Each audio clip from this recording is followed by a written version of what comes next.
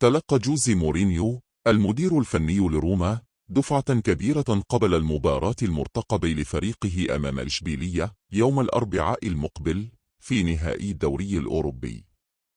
وبحسب موقع فوتبول إيطاليا فإن ديبالا منح مدربه مورينيو وفريقه حالة من الارتياح قبل يومين من المباراة المنتظرة ضد إشبيلية بعدما ظهر في الحصة التدريبية للجيلوروسي.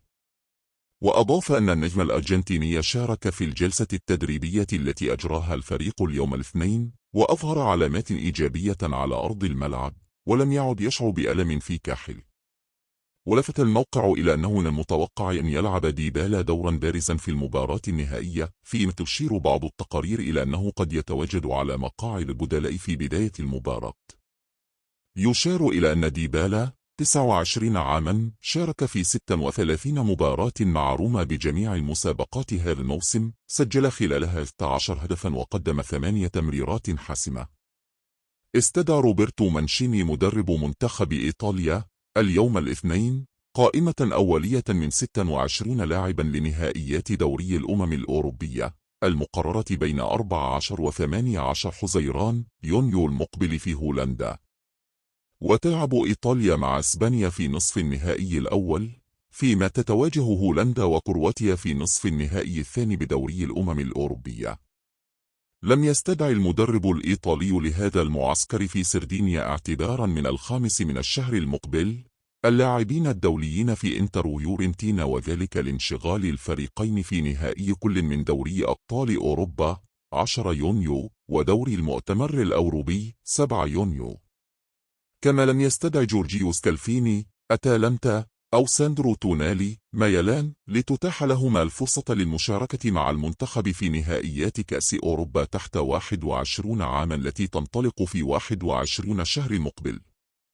من ناحية أخرى استدعى مانشيني العديد من اللاعبين الغائبين منذ أشهر عن المنتخب مثل ماتيا زاكاني يوشيرو إيموبيلي لاتسيو أليساندرو فلورينزي ميلان مانويل لوكاتيلي يوفنتوس أو نيكولو زانيولو جالطة سراي تراك. واستدعي مدافع ليتشي فيديريكو باسكيروتو للمرة الأولى إلى صفوف الأتزوري بطل أوروبا. وعلى الاتحاد الإيطالي أن يرسل لائحة من 23 اسما إلى الاتحاد الأوروبي للعبة يويفا بحلول منتصف ليل الاثنين المقبل. وجاءت القائمة الأولية من 26 لاعبا كالآتي: حراسة المرمى جان لويجي دوناروما باريس سان جيرمان أليكسو ميريت نابولي جولييلمو فيكاريو أمبولي. خط الدفاع فيديريكو باسكيروتو ليتشي ليوناردو بونوتشي يوفنتوس أليساندرو بونجورنو تورينو جوافاني دي لورينزو نابولي أليساندرو فلورينزي ميلان فيديريكو جاتي يوفنتوس ليوناردو سبينات زولا روما رافيلة ولوي أتالانا.